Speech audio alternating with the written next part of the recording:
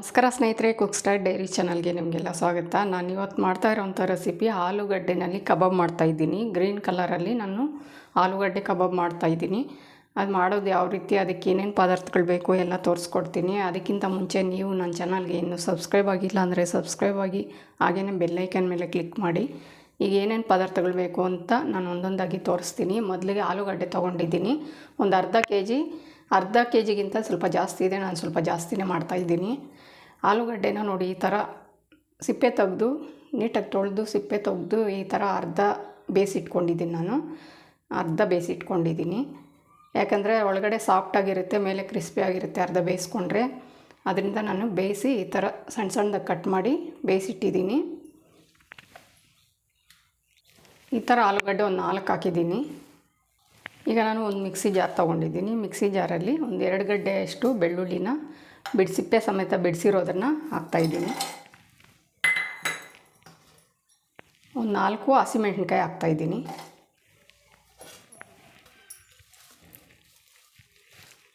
ಹಾಗೆಯೇ 1 ಹಿಡಿಯಷ್ಟು ಪುದೀನ ಹಾಕ್ತಾಯಿದ್ದೀನಿ. ಕೊತ್ತಂಬರಿ ಸೊಪ್ಪು 1 ಹಿಡಿ ಹಾಕ್ತಾಯಿದ್ದೀನಿ. ಕರಿಬೇವು ಸೊಪ್ಪು ಅದನ್ನು ಅಷ್ಟೇ 1 ಹಿಡಿ ಹಾಕ್ತಾಯಿದ್ದೀನಿ.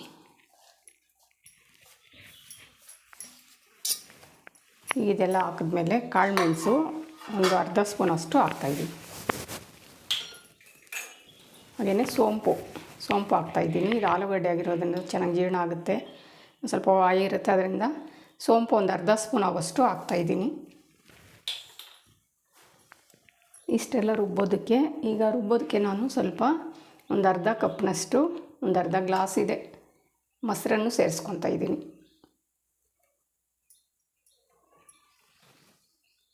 ಸ್ವಲ್ಪ ಗಟ್ಟಿಯಾಗಿ ರುಬ್ಕೋಬೇಕು. ನೋಡಿ, ಸಾಲಿಲ್ಲ ಅಂದರೆ ಸ್ವಲ್ಪ ನೀರು ಹಾಕ್ಕೊಂಡು ರುಬ್ಕೊತೀನಿ.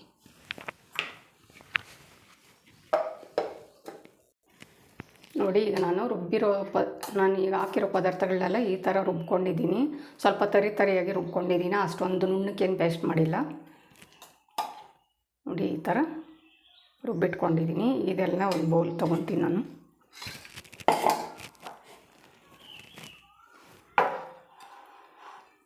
ಉಳಿದಿರೋ ಪದಾರ್ಥಗಳೆಲ್ಲ ಏನೇನು ಹಾಕಬೇಕು ಅಂತ ಈಗ ತೋರಿಸ್ತೀನಿ. ಅಕ್ಕಿ ಹಿಟ್ಟು ಒಂದು 2 ಸ್ಪೂನ್ ಆಗೋಷ್ಟಿದೆ. ನಾನು ಜಾಸ್ತಿ ಮಾಡ್ತಾ ಇರೋದ್ರಿಂದ ಜಾಸ್ತಿ ಹಾಕ್ತಾಯಿದ್ದೀನಿ.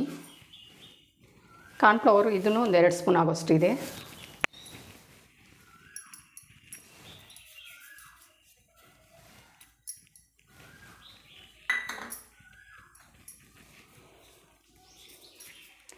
ಗರಂ ಮಸಾಲ 1 ಸ್ಪೂನ್ ಆಗೋಷ್ಟಿದೆ. ಧನಿಯಾ ಪುಡಿ 1 ಸ್ಪೂನ್. ಹಾಗೆಯೇ ಕಸ್ತೂರಿ ಮೇಥಿ ಇದು 1 ಸ್ಪೂನ್ ಆಗೋಷ್ಟಿದೆ. ಸ್ವಲ್ಪ ಪ್ರೆಸ್ ಮಾಡಿ ಇದನ್ನು ಪುಡಿ ಮಾಡಿ ಹಾಕ್ತಾಯಿದ್ದೀನಿ.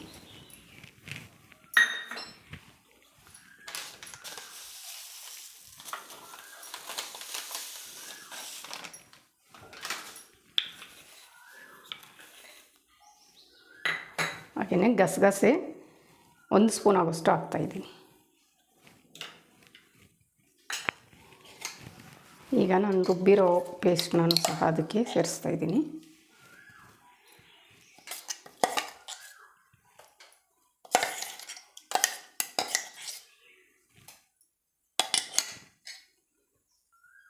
ಹಾಗೆಯೇ ಶುಂಠಿ ಬೆಳ್ಳುಳ್ಳಿ ಪೇಸ್ಟು ಒಂದು ಅರ್ಧ ಸ್ಪೂನ್ ಆಗೋಷ್ಟು ಹಾಕ್ತಾಯಿದ್ದೀನಿ.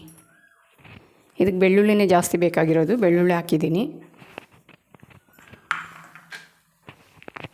ಈಗ ಉಪ್ಪು ಹಾಕ್ತಾಯಿದ್ದೀನಿ. ರುಚಿಗೆ ತಕ್ಕಷ್ಟು ಉಪ್ಪು ಹಾಕ್ತಾಯಿದ್ದೀನಿ. ನಾನು ಆಲೂಗಡ್ಡೆ ಬೇಯಿಸ್ಬೇಕಾದ್ರೆ ಒಂದು ಸ್ವಲ್ಪ ಹಾಕಿದ್ದೆ, ಇವಾಗ ಒಂದು ಸ್ವಲ್ಪ ಹಾಕ್ತಾಯಿದ್ದೀನಿ. ಇಷ್ಟೆಲ್ಲ ಹಾಕಿದ್ಮೇಲೆ ಮಿಕ್ಸ್ ಮಾಡ್ತೀನಿ ಕೈಯಿಂದನೇ.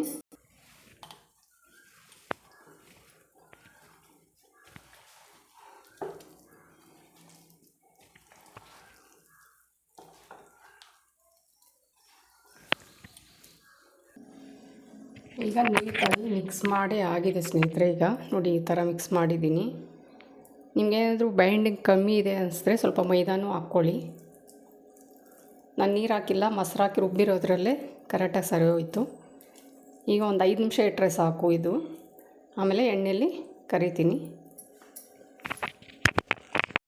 ಈಗ ಈಗ ನಾನು ಬಾಣಲಿ ಇಟ್ಟು ಎಣ್ಣೆ ಇಟ್ಟಿದ್ದೀನಿ ಸ್ನೇಹಿತರೆ ಕಾಯೋದಕ್ಕೆ. ಈಗ ನಾನು ಒಂದೊಂದಾಗಿ ಇವಾಗ ಎಣ್ಣೆ ಕಾದಿದೆ, ಒಂದೊಂದಾಗಿ ಆಲೂಗಡ್ಡೆನ ಎಣ್ಣೆಯಲ್ಲಿ ಬಿಡ್ತೀನಿ.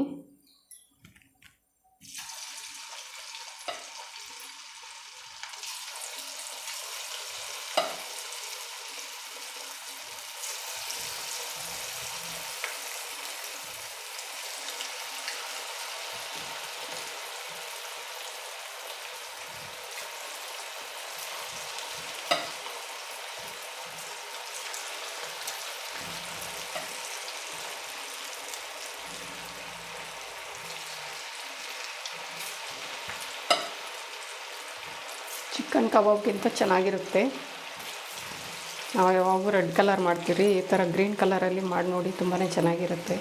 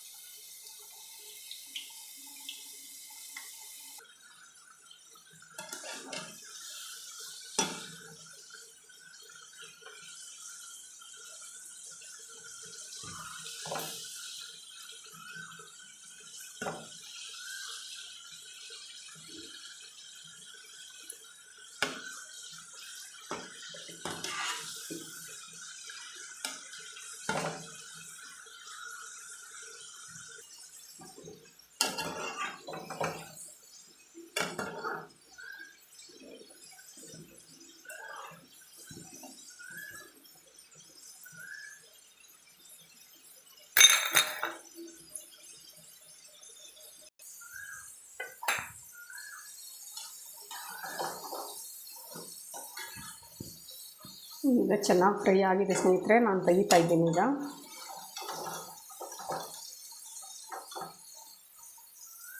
ಈ ಥರ ಗರಿ ಗರಿಯಾಗಿ ಆಗಬೇಕು, ಅಲ್ಲಿ ತನಕ ಎಣ್ಣೆಲಿ ಫ್ರೈ ಮಾಡ್ಕೋಬೇಕು.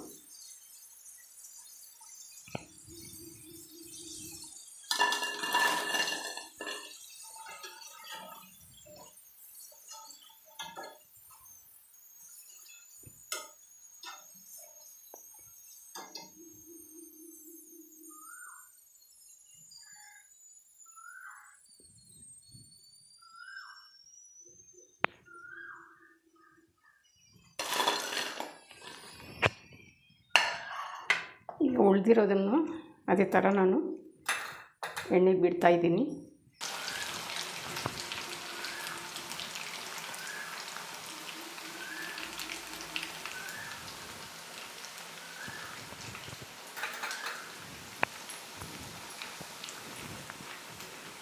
ಗಸಗಸೆ ಎಲ್ಲ ಹಾಕಿರೋದ್ರಿಂದ ಸ್ನೇಹಿತರೆ ತುಂಬಾ ಟೇಸ್ಟಿಯಾಗಿರುತ್ತೆ. ನಾವು ರಸ ಅನ್ನ ಆಗಲಿ ಮತ್ತು ಚಟ್ನಿ ಬೇಳೆ ಸಾರು ಎಲ್ಲ ಮಾಡಿದಾಗ ನಮ್ಗೆ ನಂಚ್ಕೊಳ್ಳೋಕ್ಕೆ ಬೇಕೇ ಬೇಕು. ಈ ಥರ ಮಾಡಿಕೊಂಡ್ರೆ ತುಂಬಾ ಚೆನ್ನಾಗಿರುತ್ತೆ. ನೋಡಿ ಗಸಗಸೆ ಎಲ್ಲ ಎಷ್ಟು ಚೆನ್ನಾಗಿ ಕಾಣಿಸ್ತಿದೆ. ಗರಿ ಗರಿಯಾಗಿ ತಿನ್ನೋಕ್ಕೆ ತುಂಬಾ ಚೆನ್ನಾಗಿರುತ್ತೆ.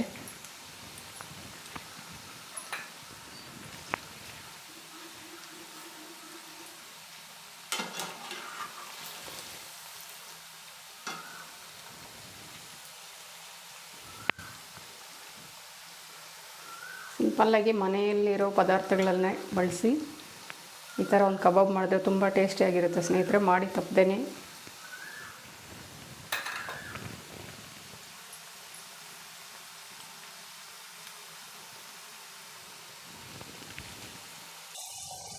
ಈಗ ಎರಡನೇ ಸತಿ ಹಾಕಿರೋದನ್ನು ಆಲೂಗಡ್ಡೆ ಫ್ರೈ ಆಗಿದೆ ಸ್ನೇಹಿತರೆ. ಇದಕ್ಕೆ ನಾನು ಒಂದು 5-6 ಬೇಡಿಗೆ ಮೆಣಸಿನ್ಕಾಯಿನ ಇದರಲ್ಲಿ ಎಣ್ಣೆಲೆ ಹಾಕ್ತಾಯಿದ್ದೀನಿ.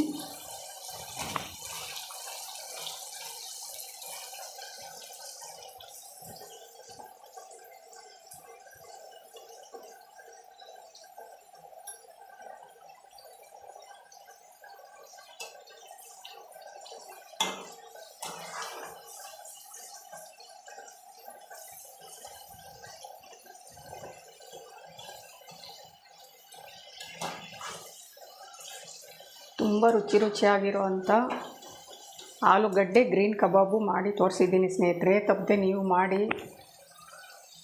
ಹಾಗೆಯೇ ನನ್ನ ಚಾನಲ್ಗೆ ಸಬ್ಸ್ಕ್ರೈಬ್ ಆಗಿ, ಲೈಕ್ ಮಾಡಿ, ಶೇರ್ ಮಾಡಿ. ಚೆನ್ನಾಗಿದ್ದರೆ ಕಮೆಂಟ್ಸ್ ಮಾಡಿ, ಚೆನ್ನಾಗಿದ್ದರೂ ಚೆನ್ನಾಗಿಲ್ಲದಿದ್ದರೂ ಮಾಡಿ.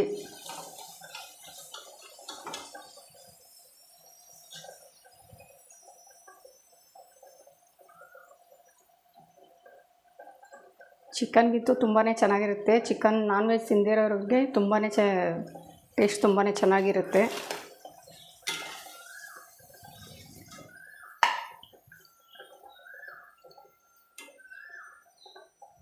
ಆಲೂಗಡ್ಡೆ ರೆಸಿಪಿನೇ ತೋರಿಸ್ತಾ ಇದ್ದೀನಿ ನೋಡಿ ಸ್ನೇಹಿತರೆ. ತುಂಬ ಚೆನ್ನಾಗಿದೆ. ತುಂಬ ಜನ ವಿಡಿಯೋ ನೋಡ್ತಾ ಇದ್ದೀರಿ, ನಿಮಗೆಲ್ಲ ತುಂಬ ಥ್ಯಾಂಕ್ಸ್ ಹೇಳ್ತೀನಿ ಸ್ನೇಹಿತರೆ.